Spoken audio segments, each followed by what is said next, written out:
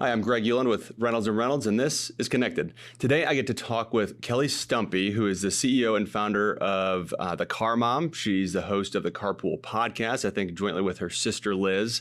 And she's also a nationally certified child passenger safety technician. I had to look down to make sure to get all those words right when I spit it out. But Kelly, thanks so much for hopping on and talking today. Thank you so much. I'm so excited.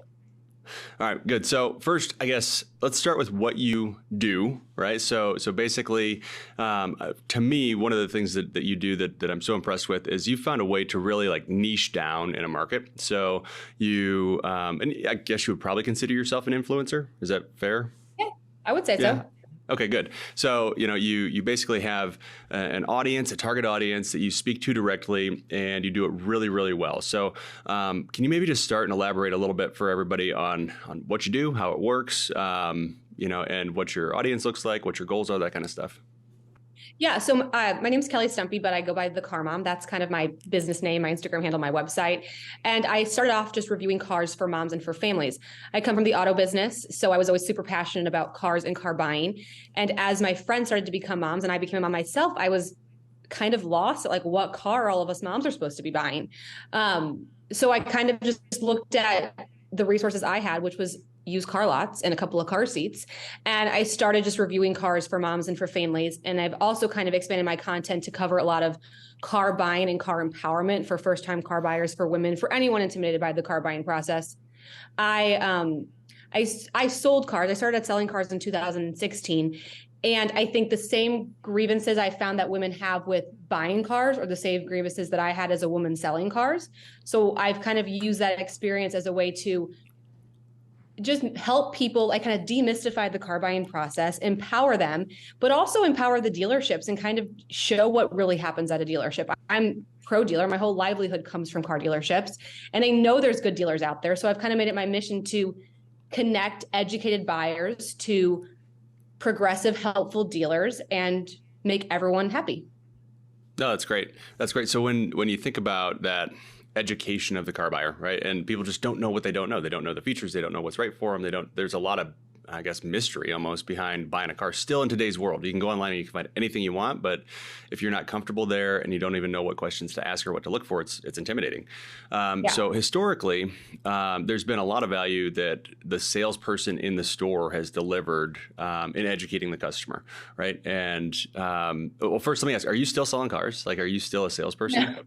No, okay. Not anymore. I went full time with The Car Mom April of 21. Okay. But I was up until then.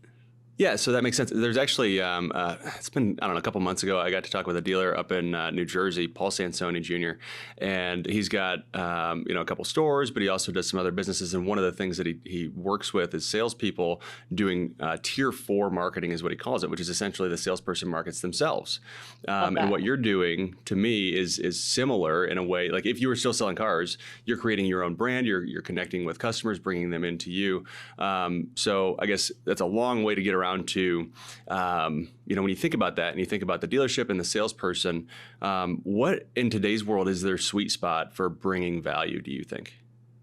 Well, I think, so when it comes to social media and when it comes to how I see dealers and a lot of people in sales use social media is they use it to sell, which is not the most successful way to grow on social media. So before, when I started The Car Mom, I called it my passion project. I had no idea how I was going to turn anything into anything. I didn't know how I was going to monetize it. I didn't know if it would turn to car deals, but I just wanted to bring value.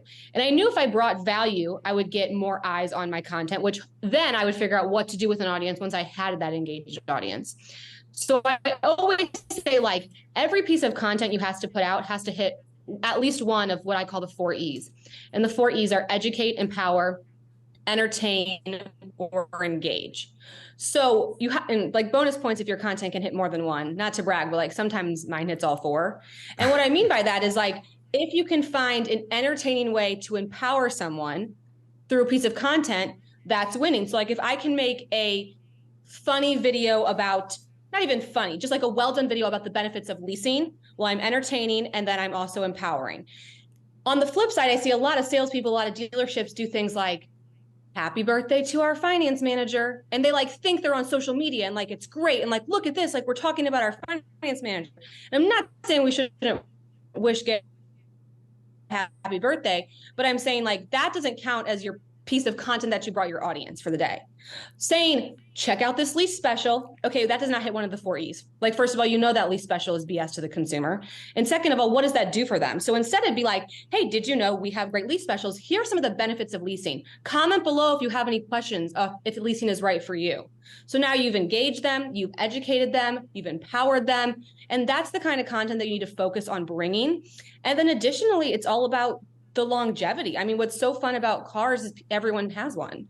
And if we want to like live in this world where we're continuing to keep our consumer or our customer around so they come back to us, you have to bring content through all stages of their ownership. And we were very mindful of that when I started the Car Mom, me and my sister, because I didn't want people to buy a car and leave. So we've incorporated a lot of content on, like winter safety, teen driving tips, car cleaning kit, car cleaning tips, car maintenance, and just making sure like we're hitting all cycles of ownership. Yeah, no, that's fantastic, and I think that is a really important aspect for certainly for what you do and for what dealers do, and anybody else who's trying to engage with consumers is, you have a transaction right once every 5 years, maybe, or if you lease, maybe it's once every 2 years, and then you have a transaction maybe once a year when you go in for service, and that's about it, right? And then the rest of your interaction really needs to double down on the car ownership experience versus the car buying or car servicing experience. And that's not easy to do. You have to, and it sounds like what you do and what I've noticed just kind of doing a little research and following some of your accounts and things like that is you understand because you're going through it what people want to know, right? Like how do I make sure, what am I even supposed to do to winterize my car, right? What are the things I should check? What should I have in the car? Where do I get a snow brush? Things like that. How do I even use the thing if I haven't yet? And there's just these little pieces to the puzzle that are hard to nail down. And I think for dealers, like also think about the return on your investment. Like if you have a super engaged audience and you sold them a car and then you're going to teach them how to use the technology in their car, like doing a daily tip, like, hey, here's how you actually use the heads-up display. Here's how you use auto hold. And then you're also going to teach them how to take care of their car, how to maintain their car, how to clean their car, how to prep their car for a trade-in. Okay, sounds like you're getting a pretty nice trade-in at the end of this. So like, I don't know why as dealers have been so scared to tell someone how to prep their trade. Like, no, go get a detail. That's okay to share that. Like, let's share that tip. Don't we want to have these nice cars on our lot? And we want our customers to feel like they know what actually happens at the end of a lease. Like, yes, you do an inspection. Here's what you need to know. I'm going to tell you. So I think like just really focusing on all stages of car ownership is important and just making sure you're hitting the E's when you do your content.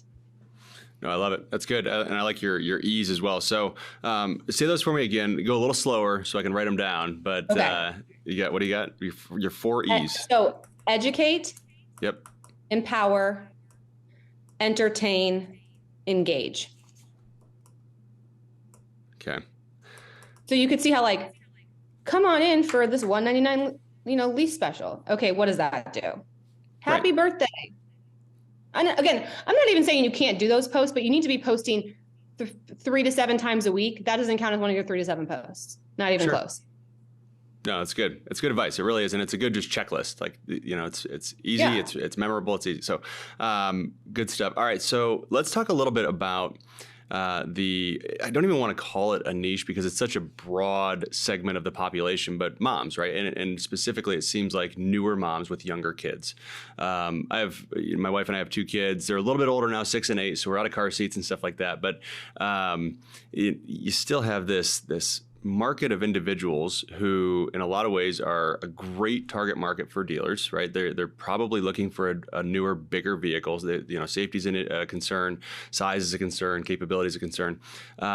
So how do you hone in on a niche? Maybe talk about, your experience. And I think you had said, well, you were pregnant with your second kid, and it was kind of one of those things where I don't know what to do. If I don't know what to do, other people certainly don't. But Can that expand to other niches too, where you can double down, or somebody could double down and focus on a segment of group people?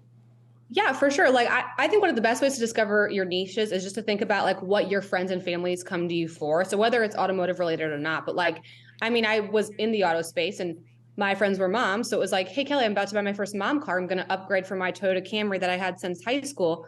What should I get? So like, that's like who I started off being like you going from like that first time mom, what do you do? How do you forecast your family's growth? And I think when you're a first time mom, it's so stressful because you don't know what you don't know. You don't know that ceiling vents are better for ventilation. You don't know that you don't know what a lower anchor or a tether anchor is. You don't know about third row access, how big a double stroller is. So there was so much value I could bring to that group of people.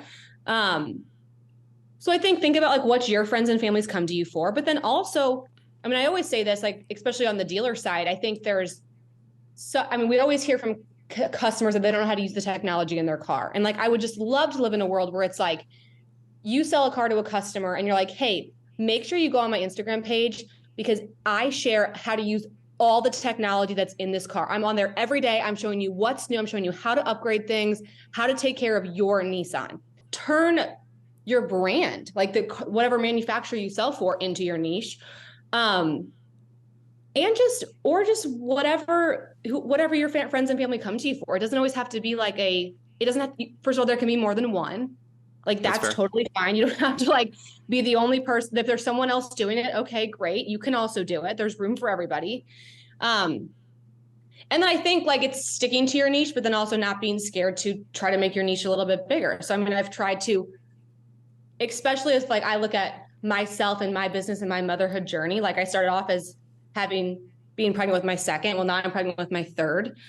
So it's kind of like changing how I can make sure I'm hitting multiple different stages of motherhood. I've also really gotten into bringing a lot of teen driver content lately because I have a ton of older moms who follow me. So making sure like, what's a good teen car? How do we teach our teen to drive? What technology should we be looking for? And then on the car buying side, I have a lot of first time car buyers who come to my account just to like figure out how to actually buy their first vehicle. And just like the everyday car driver. I mean, there's so many reviewers out there who love to talk about things that no one doesn't. I mean, if I see one more off-roading video, I'm going to lose it. Like no one's taking these cars off-roading. Like they're just, I mean, what? Like, so why are there's all these off-roading accounts and like there's no one showing how the cup holders are. And like, that's what the people need to know. So I think just not being scared to just show the basic things. I think when you're in auto and when you're in all these cars, you kind of get numb to it. But a lot of these people who are looking for reviewers on social media, they've driven the same car for years and years and years and years and years. And like maybe sat in like two of their friends' cars. So like just show everything. No, that's all right. That's good. And as much technology that's been put into vehicles in the last really just 5 years.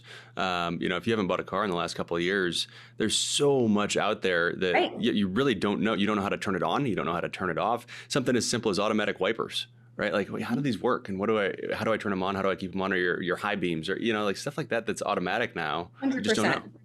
And I mean, if you think like the average car on the road is over 12 years old, okay, there's a ton of people who don't have any of this technology. I remember I did a video on lumbar support. I thought it was going to be a stinker. One of my best performing videos because no one knew what lumbar support was. So it's just like, I wouldn't even thought that. And you obviously can't come at it from like a condescending perspective or like oh, you don't know what that is. Like, no, they don't. So hype it up, make it cool and educate them on what lumbar support is. Yeah, and frame it around. I think one thing that you do well that I like that I've noticed is you identify problems that people have, and then you show if a car can fix them or not fix them. Right? Like yeah. one review that you did that I watched recently, it was the new Rivian SUV, and you popped the frunk, and you're like, nope. This car seat or this stroller isn't going to fit in here. It's just not big enough. And I mean, that's a problem that people have. I got a stroller. I'm going to take it everywhere I go. Can I fit it in the car or not? So framing things up around a problem is something you do well. I don't know if you think about that like in the forefront of your mind, but you certainly execute on it pretty well. Thank you. Well, I always like to think about like how things are advertised, especially when it comes to my content. And I think to the manufacturer's fault sometimes they like to say that things can do things that they necessarily can't. Like I can't tell you how many I can't tell you how many vehicles out there have 8 seat belts that can't fit 8 people. So it's certainly not 8 adults. Certainly not 8 of anything. I just recently did this one video. I won't say the car, but the third row middle seat is 7 inches wide. The average car seat's 10. So like, okay. And any child who only has a 7-inch bottom needs to be in a car seat. So it's Right. like, so what's that about? Yeah, it's more of an armrest than a Yeah, seat, right? It's exactly. no, I'm with you. I'm with you. So, thinking about that, right? So, manufacturers, to your point, their job is to sell cars and to promote them and to get people interested. And then, the expectation is the person comes in, takes a look at the car, and makes a decision on it. But in that process, I'm curious from your perspective, growing up in the business with what you do now, and your family still, I think, has dealerships in the St. Louis area. Where do you see the dealership itself? Where are the biggest opportunities for the dealer to add value in the car buying process? So it used to be a ton of value was there in coming in and touching the car and test driving the car and learning about the vehicle from the salesperson. Way back when it was even getting the brochure that you could physically look at and look at the different packages. And a lot of that's changed, right? A lot of that's become digital. A lot of that's available online through a bunch of different mediums. So in today's world, where do you see the biggest opportunities for dealers to add value to that car buying process? Yeah, that's a great question. I still don't think, yes, so much of the car buying research has happened online. At least for my audience, like they are still coming in there to look at the vehicles. So I Yeah. think really spending some time on making the test drive and the walk around and that dealer experience fun and positive, that makes it worth doing. I mean, we can still get takeout, but people like to go to a restaurant because it's a fun experience. So I think it's how do we sell that in-person experience? How do we make it easy? And ultimately, I mean, buying a car is supposed to be fun. Like, Yeah.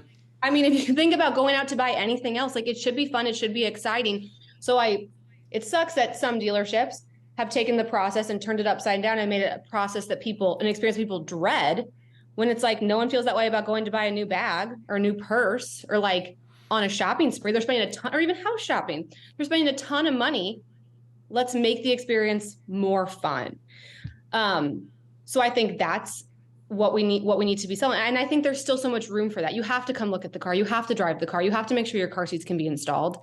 So spending some time on the experience, I think.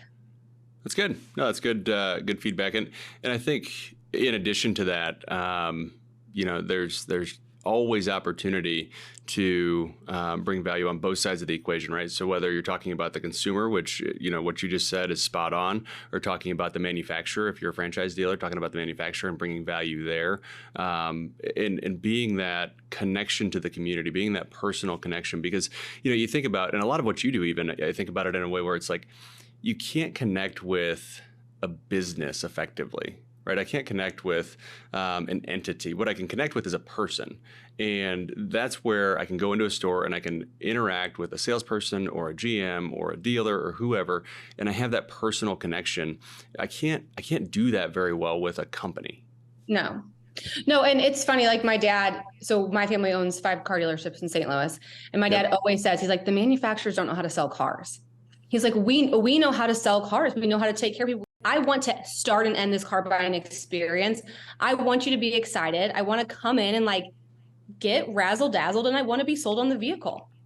You do. And that's the thing that's so easy to forget when you're like in the seat is people want to buy it. They want to. They want to be sold. Like, do it, sell them, have fun. And I think that's your point too, is just keeping that mentality of it's not combative. It's not trying to get the most out of it. And you want to get the most out of the deal for sure, but help that person buy. And that's what does make that experience fun.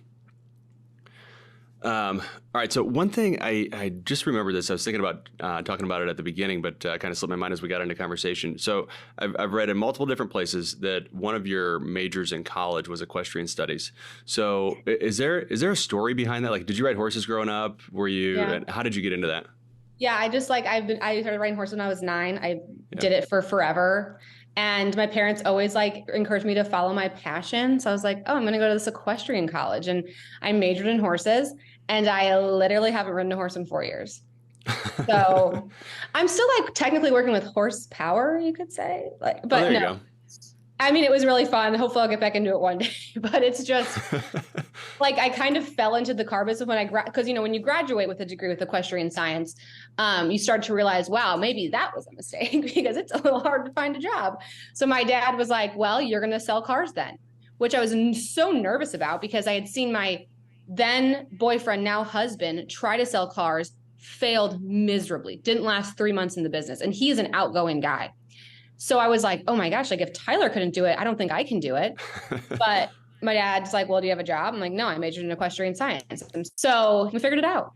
No, that's great. That's great. It is funny when you look back, right? And you try to go, man, how did this path get to here? Because it's never a straight line ever. But it's fun as long as you make it a good time and you put your best foot forward and make the most of it. Yeah. It leaves a story at the end for sure. Yep. So something else I wanted to touch on, you organized and put on a car show of sorts. What was that, September? Is that right? Mm-hmm. Okay. So tell me about that, because events they can go a lot of different ways, and a lot of different people have a different lens for what an event looks like. So tell me about this car show, like how many vehicles, how many people, what was the focus? I mean, presumably it was for first-time buyers or first-time moms that are looking to get a new vehicle, but how is it different from maybe some other events that you might see? Yeah, so we put on our first ever Car Mom Auto Show in September, and the inspiration behind it was I wanted to have one place with all the mom cars for women to easily compare and contrast the different vehicles. I mean, it is so difficult. A mother's time, a parent's time is so valuable that I realized that a huge issue with being a parent and car shopping is how long it would take you to go look at every single car. Yeah. Additionally, like with the inventory shortages that we've had over the past 2 years, it was so hard to get your hands on the car, let alone get your hands on multiple cars to just see if your car seats would fit. And that's where I'm talking about. I think that you have, at least my audience, you have to go in and see the car still, because I cannot show every car seat combination and every stroller and every single trunk. So they have to go see it still. So we had the idea we moved all the Kias off the lot. We brought in 40 SUVs, minivans, and we had vendors, we had car seats installed in the vehicles, we had strollers in the trunk so you could see the spacing. And it was a lot of fun. It was our first year doing it. So with the venue, we could only sell 800 tickets. So we sold out in the first 48 hours. Wow. And we're hoping to take it on the road kind of. I'd like to find other dealer groups who want to maybe host it. And that's kind of our goal. It was really from the dealer side, it was pretty easy. I reached out to a couple of dealers in the area. I reached out to a few of the manufacturer contacts I had. And we also weren't scared to have used vehicles, because if it's the current body style, the car seat's going to fit or it's not going to fit. So We had some used cars, we had some new cars, and women could just come in and look at the cars without salespeople. And it was really, really fun. And I'm looking forward to doing another one. So you will do it again? Yes. I'm having a baby, so I don't know if I'll be able to take it on the road this next time. But the goal is to definitely take it to a bunch of different cities. But it was fun. We had people coming from all over the country. I had someone come from Washington State all the way to St. Louis just for it. Wow. Which was really awesome. Wow. No, that's fantastic. It's a lot of work though. It's not like these things just happen. There's a lot of planning that goes into it. Yeah.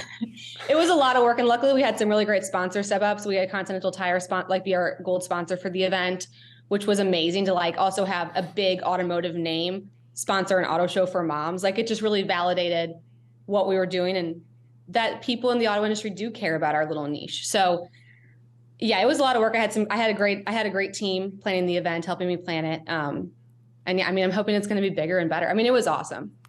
No, that's great. That's fun to hear. It's a good time of year to do it too, right? Fall in St. Louis usually is pretty nice weather. Maybe rain, but not too hot, and that's a good time of year too. It was perfect. Yep. Good. Talk to me a little bit too about, I'm curious how your relationship with your sister is, and if it's any different after kind of going into an adventure like a podcast with her. That's a lot of time, to spend with somebody, and it creates its own struggles and challenges. But I guess talk about that a little bit if you don't mind. I'm really curious on that front. Yeah. No, me and my sister Elizabeth were 17 months apart. We've actually and kind of how it's just funny how we went our separate ways, and then we looked at each other one day and we're like, oh my gosh, you could help me with this. So a little bit about her background is she was a television arts major. She had a ton of internships in video editing. She interned for The Bold and the Beautiful out in LA. She was going to be this major video editor girl. When she graduated, she decided she wanted to live in Missouri. So she got into digital marketing for dealerships, and she did that for about 2 years. And then she got laid off during the pandemic. I started during the pandemic. And when I like didn't know what platform I was going to be on or how I was going to do it, I started looking at like my skill set, which was car sales, and her skill set, which was video editing and website development. And I was like, well, wait, what? Like this couldn't work out any better. So we get along great. We honestly we have a very unique relationship. I'm the oldest of 5, and then it's her, and then we have 3 younger siblings. We hardly ever fight. I actually like that she does not have a retail automotive background, because I think it really helps. Like if she can understand the content, I know my audience can understand the content, because kind of the same thing. Like I think some things, like some of the car terms, like just come so naturally to me because I did it for so long, but she's like, I don't know what that means. So I'm like, okay, let's dive into that, because she doesn't know what gap insurance is. So if she doesn't know what it is, there's a ton of other people who don't either. No, that's fantastic. Would you say that you've gotten closer by working together? Yeah, we're very close. And yes, we're very close. We spend a lot of time at each other's houses, and our poor husbands are just kind of used to it. Well, do they at least like each other, get along a little bit too? Yeah, I would say so. And Okay. they're very Perfect. supportive. And we're helping pay a lot of the bills, so they don't mind us. They don't mind us getting to work. Well, good. No, that's fun. It's great that you get to work with somebody that you grew up with and you're so close to and you understand really well. I'm assuming, like anybody that you're really close with, there's always some friction points, but at least you respect each other well enough and like each other well enough that you can get over anything. So Yeah, and I think when you do work with family, our parents would never not let us get along. So we have to we just have to figure it out. I'm not going to go to dad and say that me and Liz aren't getting along. It's been so much fun to be able to do this with her, to travel together, to just go to some of these auto events are super intimidating. So to be able to have your sister there is such a blessing. Yeah, no, that's fantastic. That's fantastic. So, you mentioned you're about to have your 3rd child, which I don't know. A lot of times, like for me, my wife and I had this big long discussion when before we got married. Right? It's like, okay, how many kids and this and that, and to me, once you get over 2, it gets a lot harder. So third kid, excited about that. You said you grew up in a family of 5, or with 5 kids. So for you, I mean, that's probably normal. Yeah, the 2 to 3 jump is a big jump. Yeah. My kids were only 17 months apart. I was thinking, but I'm excited. I think this is probably our last one, but I don't think I'll have 5. 5 was a lot. But I'm excited for 3. But it definitely does it complicates things, especially when it comes to the car. Like every car can fit 2 car seats. I'm going to have 3 kids, and I do extended rear facing, so my 3-year-old's still rear facing. So I'm going to have 3 rear facing car seats. Things are going to get tricky. I can't just things are going to get tricky.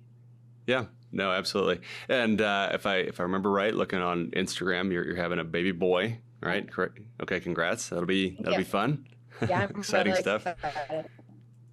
No, that's great. So, all right. So on that topic too, how much you have a lot of followers on a lot of different social channels and social platforms.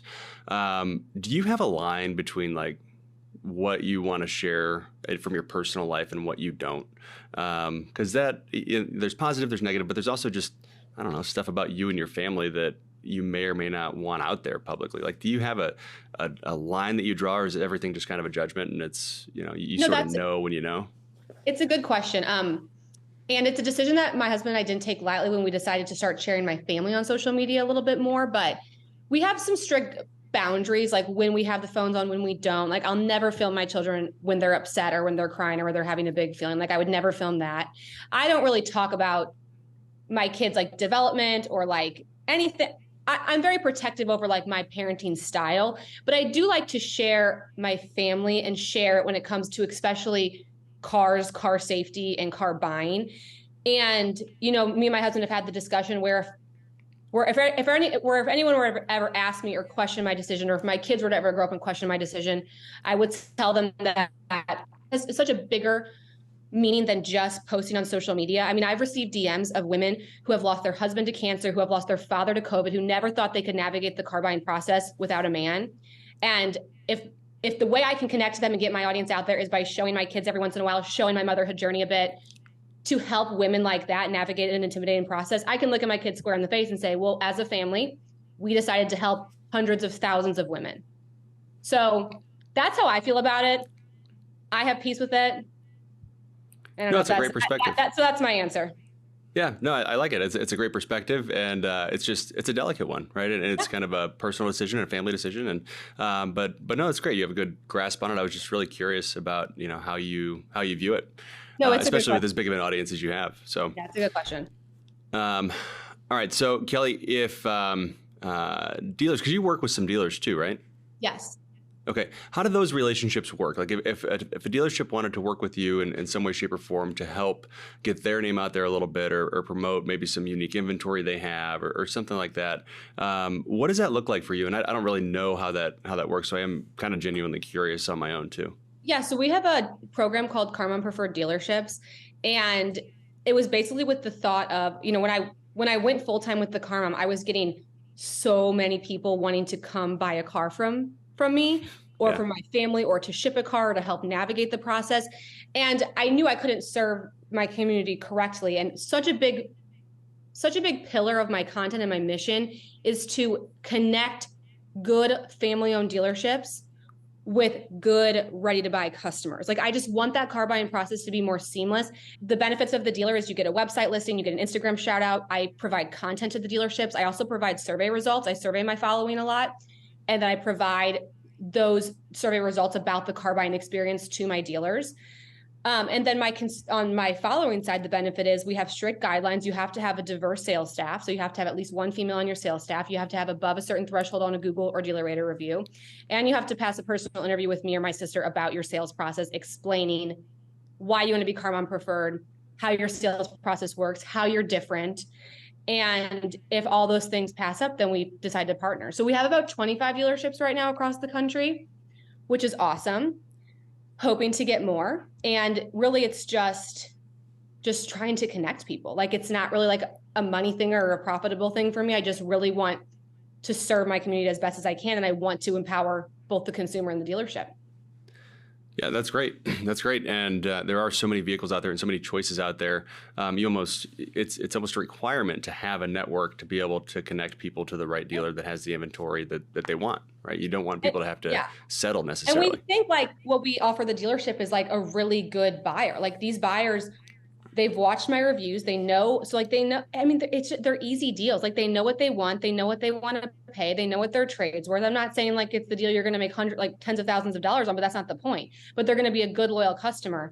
And that's kind of what I want the car buying experience to be. Yeah, that's good. Okay, last thing I want to know. You've reviewed, I don't know, certainly hundreds, if not thousands of vehicles at this point. Like pretty much every vehicle that's been out in the last 2 years, you've done a review on. Coolest favorite features, like must-have features for you in a vehicle. Okay. So auto hold is such an underrated feature, but basically you can turn it on in your vehicle. And then whenever you come to a complete stop, you can take your foot off the brake and the car stays stopped until you put your foot on the gas. So like as someone who spends a ton of time in like a pickup line or like a drive-through, to be able to like take your foot off the brake, like put a binky in a kid's mouth is awesome. So I love that feature. I love ceiling. Okay, hang on. So does the Expedition have that? Yes. Okay, how do you turn it on? You'll have to go into your settings. So some of them, it's like a button like next to your shifter. It'll say auto hold. The Expedition, you have to go into your settings and do it. Okay. All right. Sorry to interrupt. Keep going. It's awesome. I love ceiling vents. Like that's, I think, a huge underrated feature, especially for families with kids in car seats, especially rear-facing car seats. What do vents on the back of the center console do for my rear-facing kids? Nothing. Like they need the ventilation above them. Yep. Can't live without a power tailgate. Love keyless entry. I love heads-up display. Expedition doesn't have it, which is a bummer. And then I'm really into all of the crash prevention tech, and I'm super excited about where some of this autonomous driving is going. I recently spent some time with the Chevy Super Cruise. Yeah. And it was like the coolest thing I've ever seen in my life. So very cool. Yeah. Those are some of my tops. I like it.